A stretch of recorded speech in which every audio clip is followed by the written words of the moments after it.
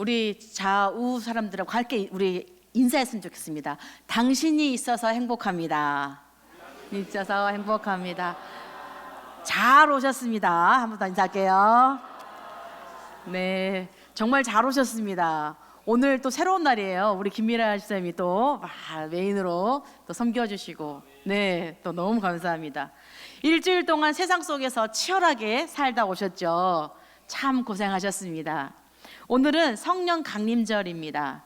우리 오찬양 예배 이 자리에 여러분들에게 정말 하나님의 위로와 평강이 가득하기를 소망합니다. 사실 이 시간은 영적으로는 충만한 시간인지 모르겠지만 육적으로는 처절히 눈과 싸우셔야 됩니다. 졸음과 싸우셔야 됩니다. 왜요? 점심을 맛있게 드셨죠. 오늘 보니까는 뭐라고죠? 황태인가요? 황태하고 콩나물에 또 해장 그 미나리도 해독도 되고 다 열무김치랑 다 몸에 좋은 것들이 다 있는데 그게 어떻게 해요? 다 이 에너지들이 지금 소화하느라고 쓰다 보니까 뇌로 가야 할 산소들이 막 없어서 어떻게 해요? 눈이 자꾸 감길 수 있습니다.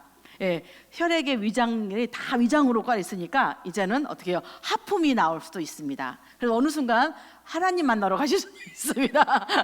그렇지만 이 시간만큼은 우리가 좀 졸음에서 이겨내시기를 바랍니다. 왜냐하면 오늘은 우리 가슴 속을 꺼지지 않는 불꽃을 심어주신 그 성령님께서 오신 날이기 때문입니다. 오늘 우리가 함께 읽은 본문 말씀은 기독교 역사상 가장 위대하고 또 가장 뜨거운 사건, 성령 강림 사건을 다루고 있는 본문입니다. 오늘 본문 1절 말씀을 우리 함께 한 목소리로 함께 받도록 하겠습니다. 시작. 오순절 날이 이미 이름에 그들이 다 같이 한 곳에 모였더니. 아멘. 오순절은 유대인 절기입니다. 수확을 감사하는 절기였습니다. 6월절 이후에 50일째 되는 날이기도 합니다. 그런데 하나님께서는 이날 수확에 감사를 하는 이날에 새로운 수확의 날로 바꿔주신 것입니다. 곡식의 수확을 감사하던 날이 이제는 어떻게 해요? 복음의 첫 열매, 하나님 예수님께서 약속하시면서 오실 메시아를 약속하신 보혜사 성령님께서 오시는 바로 그 날인 것이에요. 그래서 우리의 복음의 첫 열매가 되는 날이더라는 것입니다. 하나님은 제자들이 모여있는 그곳에 성령을 부어주셨습니다. 우리 인생의 가장 뜨거운 손길, 그 성령님께서 아마 이 시간 우리에게도 임하실 줄 믿습니다. 아마 여러분 중에 삶이 좀 팍팍하고 열정이 아마 식었다고 생각하시는 분들이 있을지도 모르겠습니다. 어떤 성도님이요, 실제 있었던 일을 합니다. 최근에 되는 일이 너무너무 없어가지고 하나님 앞에 이제 기도를 시작한 겁니다. 주님, 제 인생에 불을 내려 주옵소서. 뜨겁게 역사하여 주옵소서. 불같은 성령을 허락하여 주시옵소서라고 새벽에 간절히 부르짖고 기도를 하셨답니다. 그리고 그날 저녁에 집을 가시다가 진짜 불이 났다고 합니다. 집이 탄 게 아니고 길에서 떡볶이를 사 먹었는데 너무 매워가지고 입에서 불이 났다고 합니다. 그 성도님들이 눈물 콧물을 빼면서 이렇게 돼요. 아이고 주님, 제가 원한 불은 이 매운맛의 불이 아닙니다 라고 이야기했대요. 여러분, 불맛을 보면 어떡합니까? 괜히 카타르시스가 좀 해소되는 것 같지 않습니까? 그래서 우리나라 사람들이요, 이 불닭부터 시작해서 별의게 많아요. 단계도 너무 심했습니다. 그렇게 우리나라 사람들이 그 매운 걸 좋아하는 이유가 뭡니까? 그걸 먹고 나면 눈물이 한번 쏙 보이고 나면 어떻게 해요? 괜히 해소되는 것 같고 개운해지는 것 같고 좀 청량해지는 그런 느낌들이 있더라는 것입니다. 우리 인생도 마찬가지라는 거예요. 우리가 인생을 살다 보면 내 열정과 노력이라는 불이 참 쉽게 꺼지는 것을 보게 됩니다. 뜨겁게 불타오른 것 같은데 우리가 가끔 냄비 근성이라고 하잖아요. 막 뜨거웠다가 어느 순간 없었던 것처럼 탁 데워버리는 우리 인생에 그런 일들이 참 많더라는 거예요. 인간이 의지를 동원해서 내일부터 정말 뜨겁게 살아야지, 내일부터 열심히 기도해야지 하면 어떻게 되는 겁니까? 내일이 안 오는 거예요. 오늘 기도해야 되는데 내가 오늘까지는 다 먹고 내일부터 다이어트 해야지 그러면 어떻게 합니까? 내일이 안 와요. 날마다 오늘만 있어요. 그러니까 다이어트가 안 되는 거죠. 마찬가지, 기도도 마찬가지예요. 기도해야 되는데 내일부터 꼭 나와서 하겠습니다. 그러면 그 다음날 오면 어떻게 해요? 내일이 없어요. 오늘인 거죠. 우리가 그렇다는 거예요. 며칠이 지나면 언제 그러냐는 듯이 냉랭해져 있는 자기 자신을 발견하게 됩니다. 인간의 열정과 노력이라는 불은 바람 한번 불면 퍽 꺼지는, 쉬 꺼지는 촛불 같대요. 우리 인생에서 그래서 근본적인 차가움을 결코 녹일 수는 없더라는 것이에요. 오늘 본문에 등장하는 예수님의 제자들의 상태가 딱 이랬다는 것입니다. 그들은 3년 동안 인류 역사상 가장 뜨거웠던 분 예수 그리스도, 말씀하시면 바로 역사하시고 바람과 바람까지도 파도도 잠잠케 하시는 그분과 훈련받으며 함께 먹고 공생애를 같이 했던 사람들입니다. 예수님의 기적을 보았고요, 그분의 사랑을 보았고 죽은 자가 살아나는 것들을 보았습니다. 그런데 부활하신 예수님이 하늘로 승천하시고 나자 그들은 어떡합니까? 다시 두려움 가운데 사로잡혀 있습니다. 마가 다락방에서 모여서 문을 꽁꽁 닫고 자기들을 잡아갈까 봐 그 무서워서 어떻게 해요? 숨어 있었습니다. 그래도 또 주님이 예루살렘에 떠나지 말라 했으니 모이긴 했어요. 그러면서도 한편에는 계속 유대인들이 우리를 잡아 죽이면 어쩔까? 이제 예수님도 안 계시는데 우리가 어떻게 살아야지? 하나님이 약속하신 성령님 언제 오시지? 아마 막 두려움과 무력감과 또 실패감에 가득 차서 아마 차갑게 그래도 그 약속을 붙잡고 살아있는지도 모르겠습니다. 내 힘과 내 노력으로는 도저히 아무것도 할 수 없는 이 절망의 상태, 꽉 막혀있는 그 사방 속에 그 숨조차도 셀 수 없는 그곳에서 하나님께서 어떻게 해요? 성령님이 임하시기 직전에 제자들의 모습을 각자에게 보여주신 것이죠. 그럼 여러분의 삶의 모습은 어떠십니까? 혹시 사방이 막힌 다락방 안에 두려움을 떨며 잠궈서 문을 꼭 잠그면서 살아가고 계시진 않습니까? 여러분이 물질 때문에 고통당하고 있진 않으십니까? 자녀의 문제로 꼭 내가 잘못해서 그런 것 같은 그런 관계 때문에, 또 인간관계 때문에 왜 나는 이렇게 관계를 맺지 못할까? 늘 항상 문제나고 자꾸 오래 하지 못할까라고 하면서 마음의 문을 닫고 홀로 울고 계시지는 않으십니까? 내 힘으로는 이제 더 이상 안 된다라고 이제 내가 아무것도 나는 못하는 사람이니까 나는 그냥 그렇게 살아야지 하고 포기하고 계시지는 않습니까? 여러분 기억하시기 바랍니다. 우리의 힘이 다하고 우리의 열정이 차갑게 식어내리는 바로 그 순간 바로 하나님의 역사가 시작되는 것입니다. 우리가 약할 때 강함 대신 하나님을 만나게 됩니다. 내가 안 된다고, 내가 못한다고 고백할 때 하늘의 문이 열리는 것입니다. 그리고는 우리에게 찾아오시는 분인 것입니다. 세미한 음성으로, 때로는 급하고 가랑같은 소리로 우리가 가장 그토록 만나고자 했고 갈망했던 그 성령 하나님께서 다가오시는 것입니다. 여러분, 그러면 절망과 두려움 가운데 가득한 그 마가 다락방에 어떤 일이 일어났습니까? 오늘 본문 2절과 3절에 앞으로 이야기합니다. 우리 함께 받들어 읽겠습니다. 시작. 호련히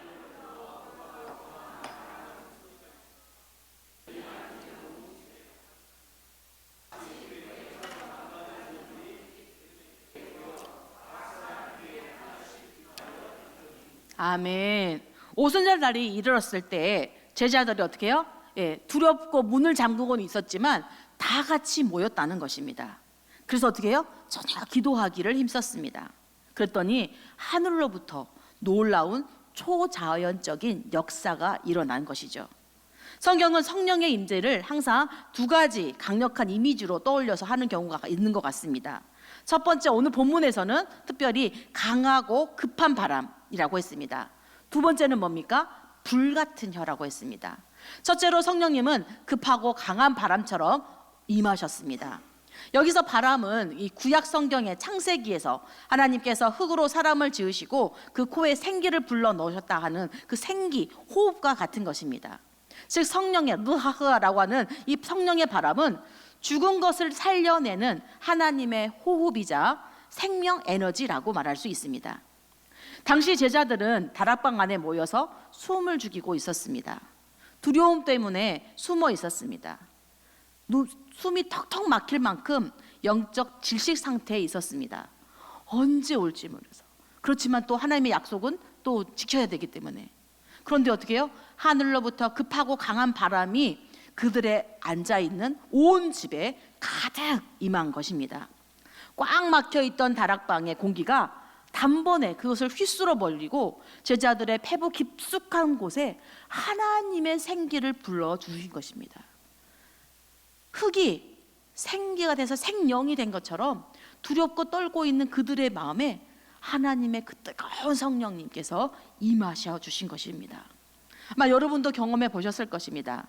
세상 염려와 근심 때문에 가슴이 답답해서 하루 몇 번씩에도 스스로 알지도 못하는 사이에 휴 하고 한숨을 쉬고 있을 때, 그럴 때 우리가 얼마나 많을까요? 돈 때문에 숨이 막히기도 하고, 사람 때문에, 특히 자녀 때문에 가슴 미어지는 기억들 아마 있었을 것입니다. 아마 이런 답답함을 안고 이 자리에 지금 와 계시는 분도 계시는지도 모르겠습니다. 바로 이런 여러분들에게 우리 주님께서 어떻게 해요? 하늘의 문을 여시고 강한 바람 같은 성령님을 여러분 심령에 불어넣으시겠다고 약속하시고 성취하셨다는 것입니다. 여러분을 짓누르고 있는 그 어둠의 영, 낙심의 구름들이 이 성령의 바람으로 다 날려버리기를 축원합니다. 오직 하나님이 주시는 새 숨, 새 소망이 여러분의 가슴 속에 가득 차오르기를 소망합니다. 두 번째로 오늘 본문에 말씀하시니까 성령님은 어떻게 해요? 불의 혀가 처처럼 갈라지는 것으로 임하셨습니다. 형태가 있는 것처럼 보여졌다는 것이죠. 성경에서 불은 모든 더러운 오물과 쓰레기를 태워버리는 정화의 기능을 가지고 있습니다. 동시에 단단하게 얼어붙었던 얼음 덩어리를 순식간에 녹아버리는 이 변화의 기능 역시도 가지고 있습니다. 성령의 불이 제자들에게 임하자 그들 마음속에 도살리고 있었던 이 두려움과 죄책감, 시기와 질투와 우리 마음속에 있는 그 오염물질 같은 것들이 어떻게 해요? 순식간에 불타버렸다는 것입니다. 그리고 그들의 마음이 강팍한 것처럼 꽁꽁 얼어버리는 그 얼음처럼 다 묵어있는 이 불신앙, 절망의 얼음이 성령의 불길로 어떻게 해요? 녹아져 물이 되었다는 것입니다. 고체가 육체로, 액체로 변화되었다는 것입니다.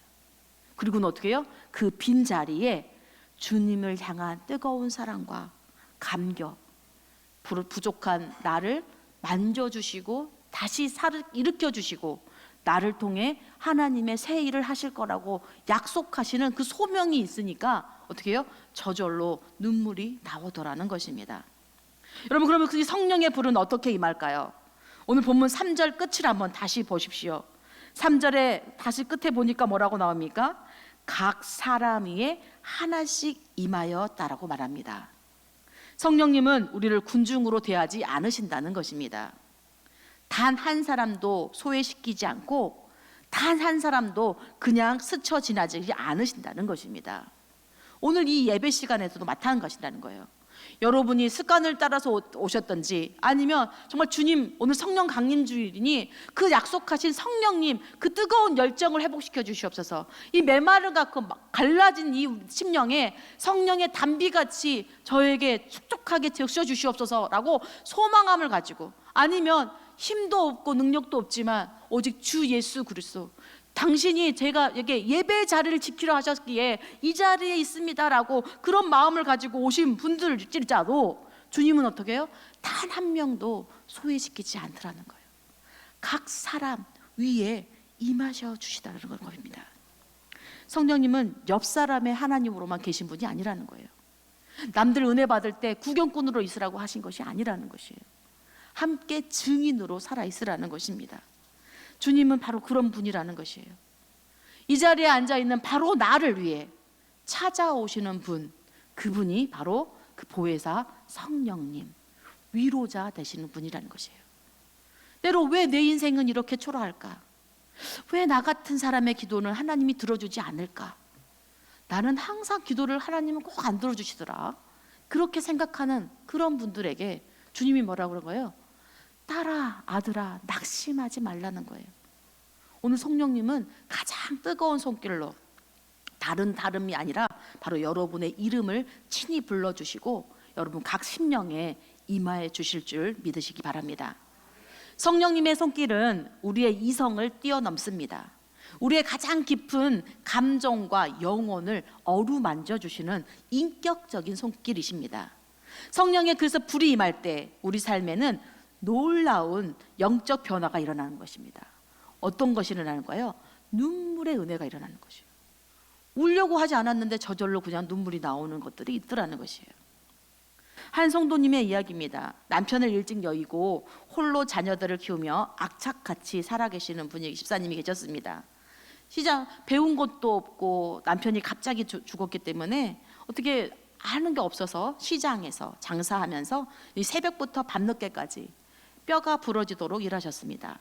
그런데 교회에 오면 언제나 밝은 표정으로 늘 예배드리고 아멘 감사합니다라고 하셨던 분입니다. 집사님 힘들지 않으세요? 라고 물어보면 아유 목사님 하나님이 제 아버지신데 뭐가 힘들어요? 전 괜찮습니다 라고 웃으면서 예배드리고 봉사까지 하셨던 분이었습니다. 그러던 어느 날 구역 예배 중에 통성으로 함께 합심해서 기도합시다라고 하는 시간이 있었습니다. 근데 그날따라 그 집사님이 기도를 시작하자마자 흐느껴 울기 시작합니다. 그냥 우는 게 아니라 꺼이 하면서 가슴을 쥐어짜면서 통곡하셨다는 것이에요. 평생 동안 나는 괜찮다, 내가 무너지면 우리 자녀들이 무너지니까 나는 괜찮아 라고 하면서 마음을 꼭꼭 싸매고 자물쇠를 채워들고 사셨는데 그 서럽고 아픈 상처에 성령 하나님께서 임하시자 그 보물 같은 그 자물쇠가 터져버린 것입니다. 기도가 끝나고 예배를 마친 뒤에 한참 울던 집사님이 눈물이 범벅인 얼굴로 저에게 말씀하셨습니다. 목사님 기도하는데 갑자기 누가 내 등 뒤에서 가만히 안아주시는 것을 느꼈습니다. 너무 따뜻하고 너무 뜨거워서 가슴이 터질 것 같았습니다. 그리고 제 귀에 대고 말씀하셨어요. 얘야, 내가 참 많이 힘들었겠구나. 억지로 괜찮은 척 안 해도 된다. 내가 내 아픔을 다 안다. 라는 주님의 세밀한 음성이 들렸던 것이죠. 그러자 늘 괜찮다고 했는데 계속 그 따뜻한 체온이 느껴지면서 괜찮다 라고 내가 널 안다라고 말씀하시는 그 말에 참았던 눈물이 쏟아졌다고, 그리고는 이제 살 것 같다고, 목사님 저 이제 정말 살 것 같아요 라고 말하신 것들을 보았습니다. 저도 사실 그런 경험을 한 적이 있습니다. 제가 저희 아버지를 좀 살려주시면 제가 하나님 앞에 헌신하겠습니다. 1년을 제가 주님께 봉사를 하겠습니다라고 소원한 적이 있었습니다. 그때는 어떻게 했냐면 그 막연한 거죠. 왜냐면 아버지를 살려주실 거면 막연하기 때문에 제가 그 당시에 이제 회사 다닐 때 고아원들을 가서 도와주는 회사 신우회에서 함께 갔던 그런 일이 있어서 하나님 만약에 저희 아버지만 살려주시면 제가 1년 동안 고아원에서 봉사하겠습니다. 그런 식의 하나님 봉사하겠다고 막 그렇게 소원을 한 적이 있었습니다. 근데 주님께서 잠잠하셨어요. 그러고는 저도 잊어버렸죠.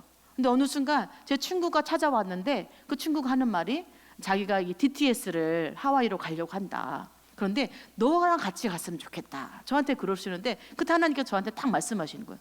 이게 네 것이다 라고 하는 거예요. 근데 제가 그때까지도 YM도 몰랐고 저는 그냥 몸된 교회만 와서 열심히 하는 교회였어요. 저희 모교회가 광성교회다 보니까 교회가 워낙 크니까 뭐 수련회도 다른 데를 가본 적이 없어요. 교회 수련회에서 맨날 교회 수련회만 가니까 다른 데를 가본 적이 없어요. 다른 교회도 간 적도 없고 우리 교회 워낙 잘하니까 그래서 뭐 다른 선교단체도 알지도 못했어요. 근데 그 친구 말하는데 하나님이 너 거다라고 말씀하셔서 제가 그때 검색해가지고 그냥 전화해가지고 원서 받고 간 거예요.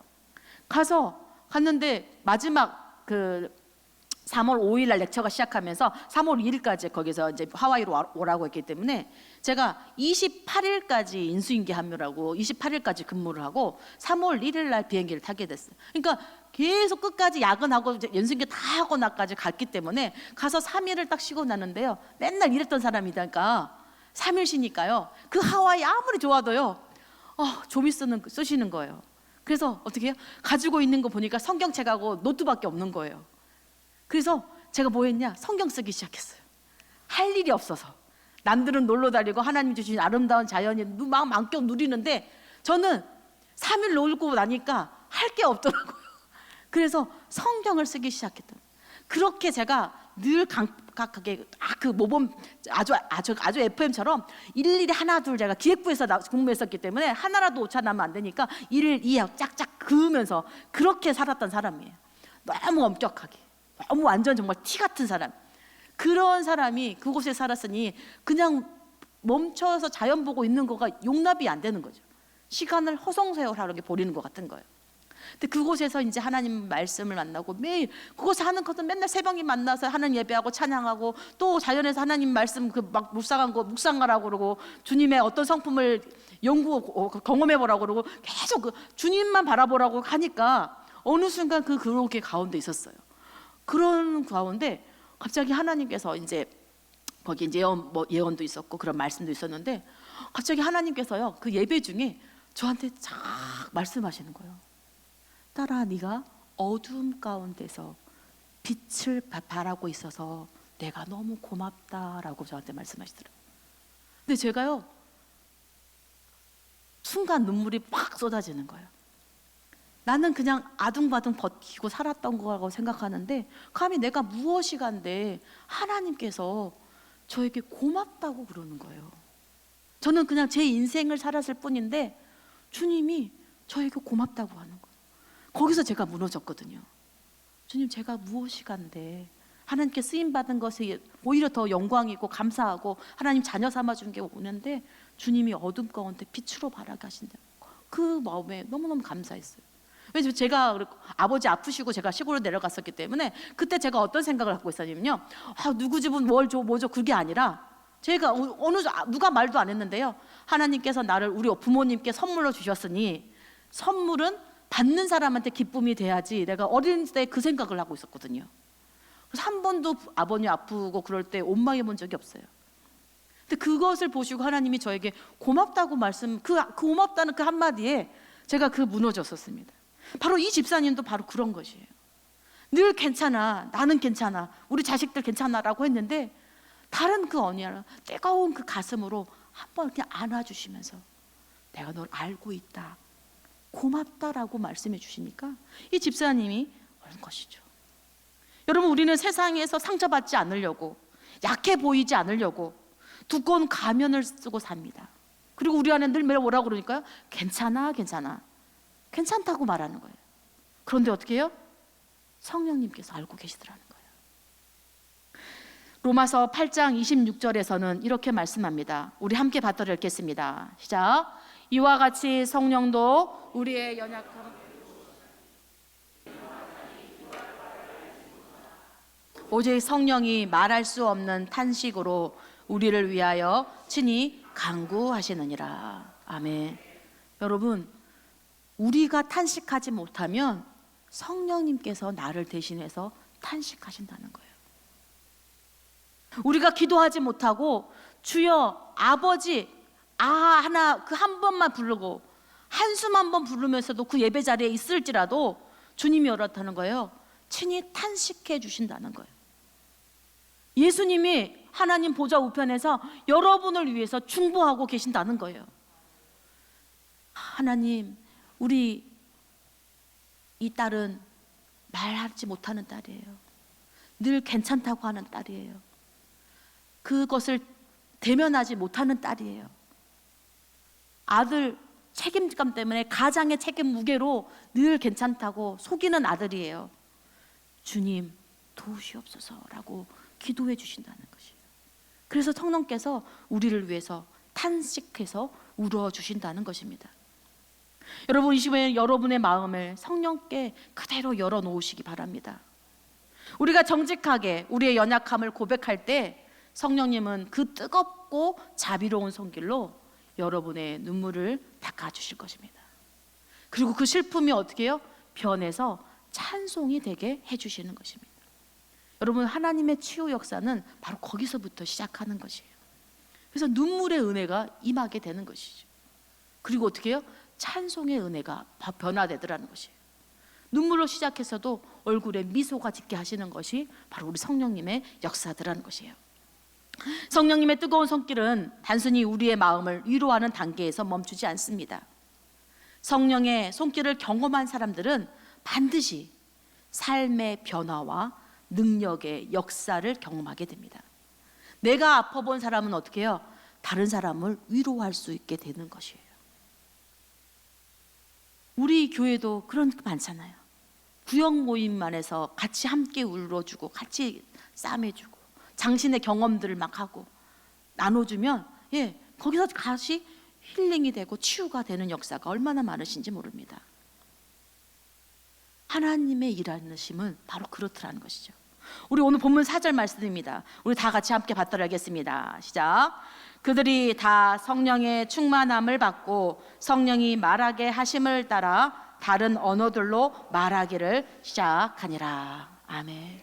여러분, 성령 충만함을 받으면 우리 삶에 언어의 혁명이 일어납니다. 방금 전까지 제자들의 입에서 나왔던 언어는 무엇입니까? 두려움, 불평, 원망, 불신이었습니다.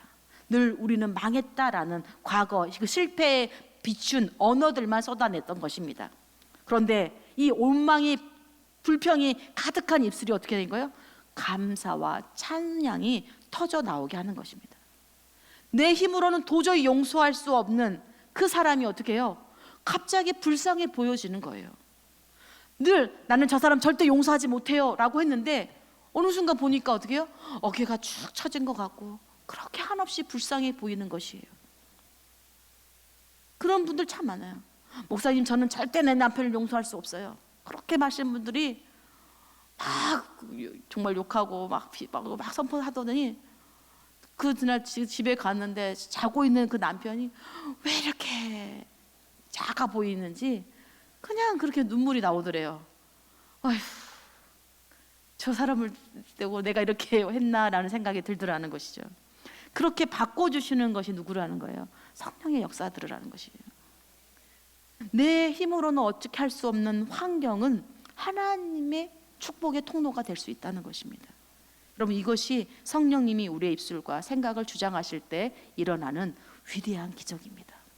여러분, 성령 체험을 받고 경험한 사람들이요, 밖에 나가서 뭐라는 거예요? 예수님 믿으세요라고 하는 분들이 얼마나 많은지 몰라요. 내가 만나보니까 그냥 와봐라, 좋더라, 나 봐, 나 옛날에 아니었잖아, 지금 바뀌었잖아, 봐봐, 이렇게 말할 수 있는 거가 나오는 거예요. 경험해보니까, 체험하니까 그러더라는 거예요. 어떤 분이 그 말 하더라고요. 예전에 정말 열정적으로 뜨겁게 사랑했는데, 섬기고 봉사했는데 그게 내 열심이었는지도 모르고 또 하나님의 열심이었는지도 열심히 섬겼는데, 그러고 나서 상처받아서 다 떨어지고 다시 이제 들어와 보려고 하니까 그게 쉽게 들어오지 않아지더라는 거예요. 아무리 마음을 먹고 그래, 이번에는 내가 좀 더 다가가 봐야지 라고 했는데 그래도 그게 안 되더라는 거예요. 그러면서 하는 말이, 그래도 하나님이 저를 통해서 일하셨던, 저를 사용하셨던, 저와 함께 하셨던 그 경험이 있기 때문에 제가 주님, 목사님 떠나지는 못해요 라고 하면서 저를 불쌍히 여겨서 기도해 주세요 라고 하시더라고요. 본인도 그 교회 안으로 더 들어오고 싶으시는데 그게 잘 안 된다는 거예요. 저희 모교회 청년들 또 가끔 만날 수 있습니다. 지금 결혼해가지고 같이 만날 때마다 그분들도 그렇게 그 열심히 열정적으로 섬기고 사랑하고 봉사하고 그랬던 사람들도 이 교회가 갈라지고 다른 교회에서 가서 섬기고 있는데, 다시 하나님께서 자기들에게 개척교회나 작은 교회 가서 섬기라고 그러면 이제 못할 것 같다는 거예요. 그 과정을 너무너무 잘 아니까 다시 그 고생을 하기 싫다는 거예요. 제가 그래서 그랬어요. 아니, 제일 은혜를 많이 경험하고 부흥도 경험했던 언니가 그렇게 말하면 안 되지. 하나님께서 그 주신 이유가 상처 입은 치유자, 상처 받은 만큼 내가 받았으니 남을 이렇게 베풀라고 준 거 아니냐라고 하면서 제가 다시 도전하기도 했었지만 우리 안에 그런 것들이 있더라고요. 그런데 어떻게 해요? 다시 하나님을 경험해 보면 저절로 말하지 않으려고 해도 능력의 말씀이 나오더라는 것이죠. 여러분, 성령의 충만함을 제자들이 어떻게 행동합니까? 그들이 이제 더 이상 마가다락방에 숨어 있지 않는 것이죠. 마가다락방이 이제 좁아진 것이에요. 그들은 걸어 잠갔던 그 문을 박차고 거리로 나갔습니다. 수많은 유대인과 로마 군인들이 시퍼렇게 눈을 뜨고 있는 그곳으로 가서 예루살렘 한복판에 가서 베드로는 소리 높여 목청을 높여서 외칩니다. 너희가 십자가에 못 박은 이 예수를 하나님이 주와 그리스도가 되게 하셨다. 하나님께서 주와 그리스도가 되게 만들어주신 그분, 그 예수님을 내가 믿는다라고 하면서 그 예수님의 이름으로 담대하게 선포하기 시작했죠. 그러자 어떻게 해요? 3,000명이 믿고 5,000명이 주님을 영접하는 역사가 일어나더라는 것이에요. 겁쟁이 중에 겁쟁이고 예수님을 3번이나 모른다고 부인하며 도망쳤던 이 비겁자 베드로가 세상을 뒤흔드는 복음의 용사로 예루살렘 교회의 대표 수장 리더로 세워지는 순간이 있더라는 것이에요. 여러분, 무엇이 그를 이렇게 변화시킨 것입니까? 복음서의 제자들과 사도행전의 제자들의 차이가 무엇입니까? 오히려 복음서에는 우리 예수님이 함께 계셨잖아요. 사도행전에서는 우리 예수님은 자기들이 보는 앞에서 승천해서 하늘로 올라가 버리셨어요. 변화가 무엇이에요? 단 하나, 성령의 뜨거운 손길이 그들을 만져주신 것입니다. 약속하신 성령님께서 각 사람에게 임하신 것이 그 하나뿐이에요. 성령 충만은 내가 대단한 능력을 소유해서 영웅되는 것이 아닙니다. 내 인생의 운전대를 성령 하나님께 완전히 맡겨드리는 것이 바로 그 성령 충만의 역사인 것입니다. 내 지식과 내 경험, 그 한계를 인정할 때 하나님, 나는 무능합니다. 하나님, 나는 아무것도 할 수 없는 자입니다. 주여, 나를 다스려 주시옵소서. 주님, 나를 사용해 주시옵소서라고 그분 앞에 무릎 꿇을 때, 내가 굴복할 때 내 힘으로 사는 것이 아니라 한계에 부딪혀 살아가고 있지만 주님이 주시는 능력으로 말미암아 살아갈 때는 세상을 이길 담대함과 하늘의 지혜를 얻게 되는 것입니다. 그래서 성령님께서 예수님도 어떻게 해요? 너희가 돌아가기 전에 예루살렘에서 내가 약속한 성령을 기다리라고 말씀하셨던 것입니다. 여러분, 오늘 우리는 사도행전 2장에 이 마가 다락방에 임하셨던 이 강력한 성령의 역사를 함께 바라보았습니다. 그런데 이 성령의 사건은 2000년 전의 역사로만 끝나서는 안 되는 것이죠. 성령님은 어제나 오늘이나 영원토록 동일하신 분이라고 말씀하셨습니다. 2000년 전에 제자를 찾아오셨던 그 뜨거운 손길은 바로 오늘 이 시간, 이 예배 자리에도 저와 여러분에게 동일하게 임하시는 성령님이라는 것입니다. 지금 여러분의 심령 상태는 어떠십니까? 세상의 거센 바람과 풍파 속에서 지치고 상해서 오히려 마음을 꽁꽁 걸어잡고 홀로 외로운 싸움을 하고 계시진 않습니까? 내 힘으로는 더 이상 안 되겠다고 절망의 늪에 빠져 계시는 분은 안 계십니까? 주님은 우리를 고와 같이 내버려 두지 않으셨습니다.